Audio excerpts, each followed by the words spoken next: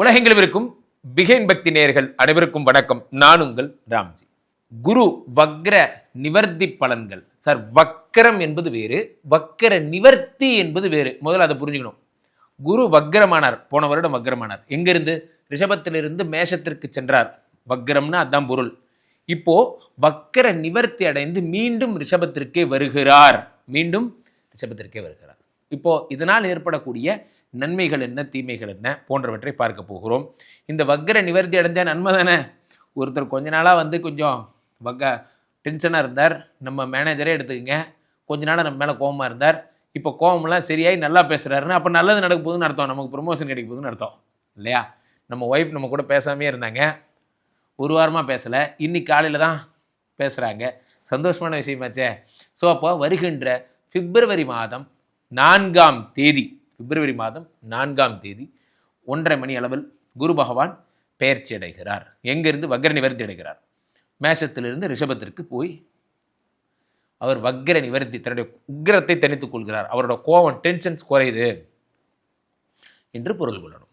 So இந்த வக்ர நிவர்த்தி பலன்களால் யார் யாரெல்லாம் வீடு கட்ட போறீங்க, வழக்கமாக யார் யாரெல்லாம் கல்யாணம் பண்ணிக்க போறீங்க, யார் யாருக்கெல்லாம் குழந்தை கிடைக்க போகுது, யார் யாரெல்லாம் வெற்றி வாகி சுட போகிறீர்கள். ஒரு பந்தயம், அந்த பந்தயத்தில் வாழ்க்கை ஒரு போர்க்காலம் வேட்டையாடி பார்க்கணும், யார் யாரெல்லாம் ஜெயிக்கிறாங்க அப்படிங்கிறதெல்லாம் தொடர்ந்து ஒவ்வொரு ராசிக்காக நாம் பார்க்க போகிறோம். ஒவ்வொரு ராசிக்காரர்களுக்கும் எப்படி இருக்குங்கிறத பார்த்துருவோம். மகர ராசிக்காரர்கள், உங்களுக்கு எல்லாம் குரு வக்ர நிவர்த்தி என்ன பலன்களை தருகிறது? மகர ராசிக்காரர்களுக்கு 12 கூடியவன் உங்களுக்கு 3ஆம் இடத்திலே இருந்தார். 3ஆம் இடத்துல மறந்து விபரீத ராஜயோகத்தை உண்டு பண்ணினார். அது நல்லபடியா? இல்லையே. அப்படியெல்லாம் நடக்க வாய்ப்பு இல்லையே. எனக்கு ஒரு விபரீத ராஜயோகமும் நடக்கலையே. நடந்திருக்காது. ஏன்னா 12 கூடிய குரு பகவான் வக்கரம் பெற்று நிவர்த்தி விபரீத ராஜயோகத்தை தருகிறார். So minus into minus into minus, minus into minus தான் plus, minus into minus into மைனஸ்னால் திரும்ப மைனஸ் தான் வரும். அப்போது 12 கூடியவன் 3ல் மறைஞ்சாதான் விபரீத ராஜயோகம். 12 கூடியவன் 3ல் மறைஞ்சி வக்கரமாயிட்டானா திரும்ப மைனஸ் வந்துடும். அது உங்களுக்கு ப்ராப்ளம் தான். அந்த ஆள் நல்லபடியாக 4க்கு போகிறான். இப்போ என்ன சார் சொல்ல வரீங்க? ஒன்றும் சொல்ல வரல.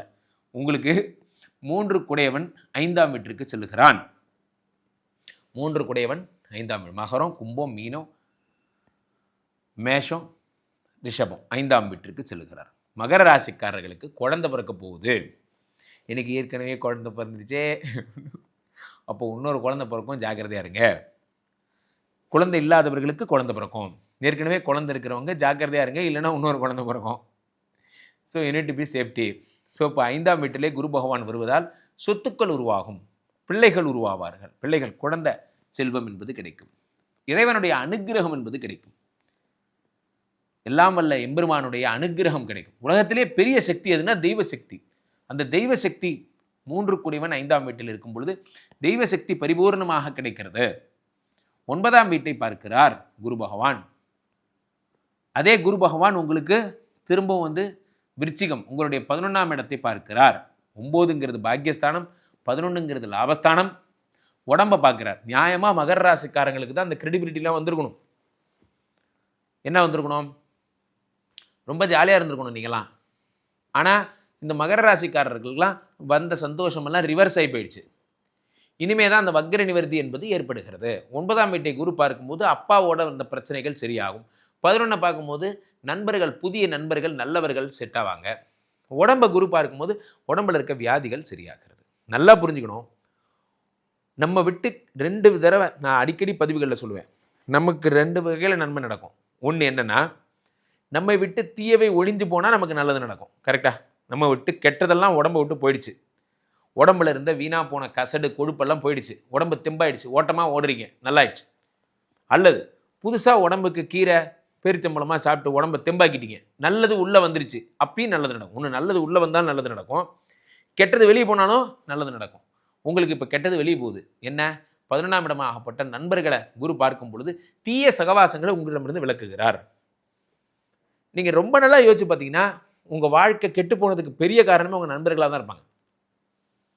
இவங்க கூடலாம் சேர்ந்து உருப்படாமல் போனது தான் இத்தனை வருஷம் உருப்படாமல் இருக்கிறதுக்கு ஒரே காரணம். ஜாலியாக இருக்கீங்க, ஃபன் பண்ணுறீங்க, நான் சொன்ன மாதிரி ஊட்டியில் போயிட்டு ஃபோட்டோ எடுத்து மாட்டிக்கிட்டீங்க, அதெல்லாம் வேற கதை. அதெல்லாம் சும்மா எல்லார் வாழ்க்கையும் நடக்கிற ஜாலி ஃபன். நான் சொல்றது சீரியஸாவே எப்படி தப்பு பண்ணுவோம், எப்படி தப்பு நடக்கும்னு சொல்றேன் பாருங்க. உங்க நண்பர் என்ன பண்றாரு, ஒரு எம்எல்எம் கம்பெனில போய் சேர்றாரு. ஒரு எம்எல்எம் வேலை பார்த்துட்டே சம்பாதிக்கிற ஒரு அப்போ அவங்க எம்எல்எம் காரங்க என்ன சொல்றாங்க, உங்க எல்ஹெச்ல 4 பேரை பிடிங்க, ஆர்ஹெச்ல 4 பேரை பிடிங்க, உங்களுக்கு இப்படி வருமானம் வரும், அப்படி வருமானம். நீங்க சும்மாவே இருக்கலாம், அவங்க ஆள் பிடிக்க உங்களுக்கு கமிஷன் வந்துகிட்டே இருக்கும். ஏதோ ஒன்று சொல்றான். இத ஃபர்ஸ்ட் ஆளா உங்க நண்பர் உங்கள்ட்ட தான் சொல்லுவார். மச்சான் ஒரு சூப்பர் விஷயம், உனக்கும் சரி தங்கச்சிக்கும் சரி ஒரு அருமையான விஷயத்தை நான் கண்டுபிடிச்சிருக்கேன். ஆமா இவர் கண்டுபிடிச்சிட்டாரு, நீ இதை மட்டும் பண்ணினா மாசம் உனக்கு 10,000 கிடைக்கும்.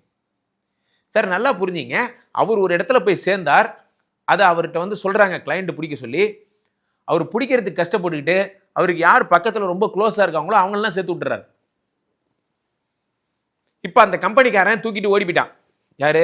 அந்த எம்எல்எம் காரன். இப்போ நீங்க உங்க நண்பனை கேட்குறீங்க, ஏடா டே உன்னை நம்பி தானே நான் சேர்ந்தேன், என்ன மச்சான் பண்றது எனக்கு மட்டும் தெரியுமாடா, அவன் ஓடுவான்னு எதிர்பார்க்கவே இல்லடா. இவன் குழியில் விழுவுறதோடு இல்லாமல் நம்மளையும் சேர்த்து இழுத்து கொண்டு போய் குழியில் விழுவு வச்சிட்டான். இதனால் ஒரு 5 லட்சம் மாட்டிக்கிட்டேன். என் நண்பன் சொன்னாங்கிறத கேட்டு ஹார்ட்டை தொட்டு கீழே கமெண்ட் பண்ணுங்க, எத்தனை பேர் இந்த மாதிரி மாட்டினீங்கன்னு. இவன் சொன்னதை கேட்டு நான் போட்டேன், எனக்கு ஐடியா கூட கிடையாது, எனக்கு இது மேலே இன்ட்ரெஸ்ட் கூட கிடையாது, இப்படி வந்தால் பணம் வரும் அப்படி வந்தால் பணம் வரும்னு ரொம்ப பழகின வருஷம் 10 வருஷம் பழகினானே. அவனும் ஒன்றும் உங்களுக்கு தப்பு பண்ணல, நல்லா புரிஞ்சிங்க. அவனும் ஒரு திருட்டு பையன், உங்கள்கிட்ட இருந்து திருடிட்டு போயிட்டான்லாம் நான் சொல்லலை. ஆனால் அவன் ஒரு விஷயத்தை புதுசாக பார்த்ததை இம்ப்ளிமெண்டேஷன் பண்ணுறது யார்கிட்டனா உங்கள்கிட்ட இம்ப்ளிமெண்டேஷன் பண்ணுறான். இப்படி தேவையில்லாத டிஸ்ட்ராக்ஷன்ஸ் இல்லாமல் இருந்தாலே போதும். நல்லா புரிஞ்சுக்கிங்க, ஒவ்வொருத்தருக்கும் ஒவ்வொரு வருமானம் வரும், அந்த வருமானத்தை சேமித்து வச்சுக்கிட்டாலே போதும். மகர ராசிக்காரர்கள் 11 குரு பார்த்து தீய சகவாசம், உங்கள் வருமானத்தை நீங்கள் சேவிங்ஸ் பண்ணுங்கள், நீங்கள் நல்லா வருவீங்க. புதுசாக நீங்கள் ஒன்றும் கழிக்க வேண்டாம், இதை நீங்கள் முதல்ல பண்ணாலே போதும். ஸோ மகர ராசிக்காரர்களுக்கு 5ஆம் வீட்டில் வரக்கூடிய குரு அளவு கடந்த சொத்துக்களை தருவார், தீய நண்பர்களை ஒதுக்கி வைப்பார். கீழே பெற்றிருக்கிற 2 நம்பரை கூப்பிடுங்க, உங்கள் சொந்த ஜாதகத்தை பார்த்துக் கொள்ளுங்கள். மீண்டும் ஒரு நல்ல பதிவில் சந்திப்போம். நன்றி, வணக்கம்.